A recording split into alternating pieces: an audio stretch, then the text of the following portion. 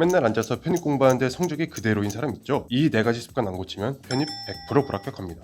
지금부터 불합격하는 습관 4가지 싹 다 알려드리겠습니다. 첫 번째, 목표를 명확하게 설정하지 않는 사람. 편입은 수능과 달리 전형 일정이 겹치지 않으면 모든 대학에 응시할 수 있기 때문에 20개 이상 지원하는 경우도 적지 않습니다. 따라서 목적 없이 준비하기보다는 가고자 하는 대학을 명확히 정해야 동기부여가 생깁니다. 또한 계획 없이 무작정 공부하다 보면 정작 공부해야 할 부분을 놓치고 이미 알고 있는 부분만 반복하게 될 가능성이 높습니다. 예를 들어 하루 3시간마다 영어 단어 회독하기, 오전에는 중앙대 기출문제 풀이 및 오답 정리하기, 오후에는 문법 기본서 회독 및 오답 노트 복습하기, 저녁에는 하루 공부한 내용 정리 및 복습하기, 이런 식으로 구체적인 계획을 세우셔야 합니다. 물론 공부하다 보면 계획을 다 지키지 못할 때도 있습니다. 그럴 땐 스트레스를 줄이기 위해 반드시 해야 할 공부를 우선순위에 두는 계획을 세우셔야 합니다. 계획한 모든 걸 완벽히 끝내지 못하더라도 가장 중요한 부분은 확실히 공부하고 갈 수 있기 때문이죠. 두 번째, 필기에 전혀 신경 쓰지 않는 사람. 편입 영어, 편입 수학만으로도 대부분의 대학에 지원할 수 있으며 반영 비율도 높은 편이죠. 하지만 전적대 성적, 학업계획서, 공인 영어 준비에 시간을 쏟다 보면 정작 중요한 필기 전형 공부에 쓸 시간을 잃게 됩니다. 또한 필기 전형은 짧은 시간 안에 많은 문제를 풀어야 하기 때문에 문제를 보자마자 답이 떠오를 만큼 반복 학습하는 것이 가장 중요합니다. 그런데 많은 학생들은 필기에 너무 많은 시간을 써서 복습할 시간이 없다는 거죠. 삼색 볼펜도 모자라 5개에서 10개의 펜을 쓰며 예쁜 필기를 만드는데 집중합니다. 정작 수업 중 선생님이 말하는 내용은 안 듣고 있죠. 자신이 알아볼 수 있을 정도만 필기하면 된다는 겁니다. 이건 무슨 색으로 써야 하지? 표는 어떻게 만들지? 어디다 필기하지? 이러한 사소한 고민들이 쌓이면 정작 공부할 때 써야 할 에너지를 낭비하게 되는 겁니다. 그리고 공들여 필기를 하고 나면 오늘 정말 열심히 했다 착각이 들기 쉽지만 필기를 예쁘게 정리했다고 해서 공부한 건 아닙니다. 진짜 공부는 그 필기를 다시 복습하면서 내 머릿속에 집어넣는 거죠. 세 번째, 목표 대학 기출만 풀고 있는 사람입니다. 편입 필기 전형은 대학과 관계없이 반복 출제되고 있습니다. 그래서 목표 대학 기출만 풀면 시험이 조금만 달라져도 대응하기 어렵죠. 비슷한 난이도의 기출은 물론 성형권 기출 문제까지 풀어보며 다양한 문제 유형을 익혀야 합니다. 그리고 혹시 난 남자니까 여대 문제는 안 봐도 되겠지? 절대 아닙니다. 수준 높은 문제들이 계속 출제되고 있기 때문에 꼭 전부 풀어야 합니다. 기출 이야기가 나왔으니 한 가지 더 말씀드리겠습니다. 시험에 가까워질수록 기출 문제를 많이 풀게 되죠. 그런데 문제를 틀리고 나서 이번엔 실수였어, 다음엔 맞추겠지, 이렇게 넘긴다면 무의미한 공부를 하는 겁니다. 왜 틀렸는지 정확히 고민하고 끝까지 머리를 쓰는 태도가 필요합니다. 예를 들어 편입 독해 문제를 틀렸다면 어휘가 부족한 건지, 논리 전개를 놓친 건지, 아니면 단순히 해석 실수인지 분석하셔야 합니다. 틀린 이유를 정리하고 핵심 포인트만 간단히 기록해두면 됩니다. 이게 바로 효율적인 공부죠. 그럼에도 여전히 어렵게 느낀다면 문제에 표시를 해두고 최소 3번 이상 반복해서 이해될 때까지 다시 보셔야 합니다. 그리고 혹시 이론이 부족해서 넘어간다면 이론 강좌 무료로 들을 수 있는 링크 고정 댓글에 남겨둘 테니 참고 바랍니다. 네 번째는 편입시험 끝까지 집중 못하는 사람입니다.